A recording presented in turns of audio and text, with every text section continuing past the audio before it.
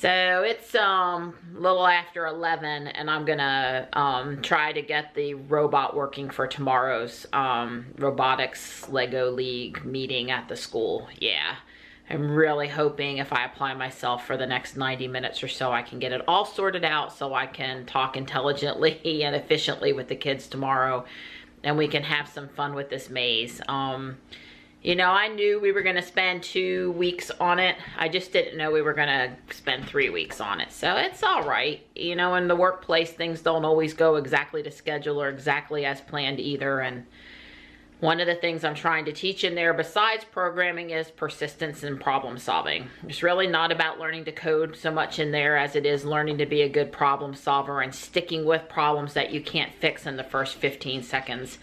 You know, today's kids, they are used to this now society, everything really fast paced, and some problems take, you know, more than a day to fix, or more than an hour, or more than 15 minutes. You've really got to stick with it. So hopefully we'll have a good experience here where sticking with it means the desired outcome.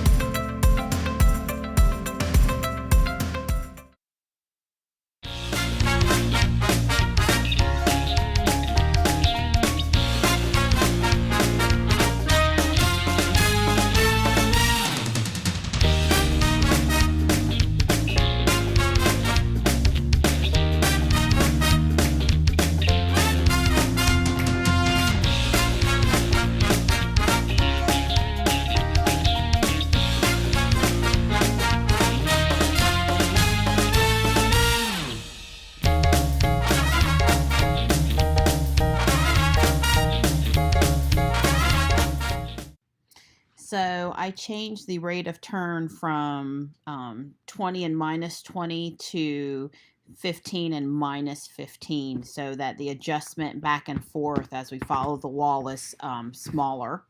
And I also added some debug code here that tells me at all times while I'm following the wall how far in centimeters I am away from the wall. So top is the true loop, false is, or bottom is the false loop. And it's going to put out values like 7.1 centimeters, 6.5 centimeters, something like that on the actual robot brick display so I can tell where I am. On the touch sensor code, the main thing that I changed was how far I backed up after touching the wall. And I did this because I could see that after I backed up and made the 90-degree turn, I was over 10 centimeters away from the wall. That caused me to turn so hard right to try to get back to that 7 centimeter benchmark that the ultrasonic sensor could then never find the wall again. So the main reason we were curving into the wall so much was because we were backing up initially too far.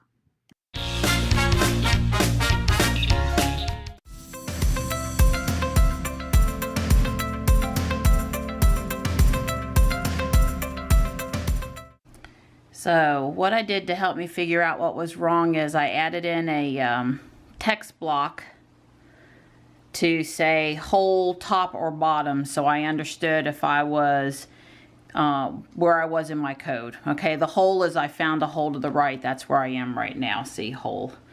Then I took the value of the ultrasonic sensor, fed it into a text block, just put a value of cm in centimeters after it so I'd know what my number was measured in. And then I used the text block to spit that out to the top of the brick display so I could see I'm 6.5 centimeters away, I'm 7.5 centimeters away, back and forth, or whoops, I'm 30 centimeters away, there's a hole to my right. And I also adjusted all of the turn and backup numbers and that kind of thing, but it was really this debugging block of code here that allowed me to figure out what was going on and what I needed to adjust. Without this, I was kind of flying blind. Okay, I'm going to bend over and start the program and hope that midnight doesn't move my boxes where I don't want them before the robot comes through.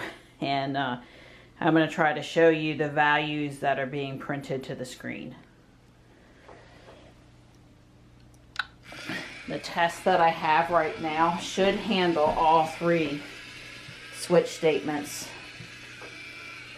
all 3 conditions.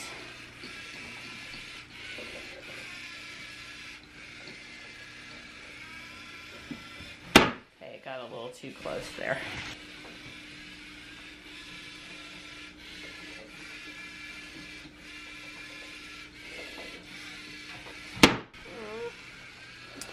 Okay, so it has made the turn several times, and it's missed the turn a little bit a couple times too. But I think it's doing it a fair bit now. It needs a little more time to oscillate here. It's coming up on that box pretty quick. About 3 feet would be better. And then the wires are a little close on that turn, but it did okay. So it did exactly what it was supposed to do there. So yeah, the go through the whole code has the same debugging code as the other 2 switch statements. But I also worked a lot on how far past the wall where the hole is to my right do I go before I make the turn, the angle of the turn, and then I added in just a move forward, just a scooch, before I leave that switch statement and start basically trying to follow the wall again, just to try to straighten out the robot a little bit. This seems to be working well now. So I had left some of my pieces of wood at the school because it was just too much work carting the wood back and forth. So we should be able to have a little bit bigger maze tomorrow. It works best if the wood pieces are all at least 3 or 4 feet long. It gives the robot and that little wiggle a chance to straighten itself out better. The more straight it is when it hits the wall, the more precise the 90-degree turn is. The more precise the turn, the more easy it is for the ultrasonic sensor to pick up following the wall to the right again. But it's working pretty good now. Certainly something I can share with the boys that I think they'll be happy about.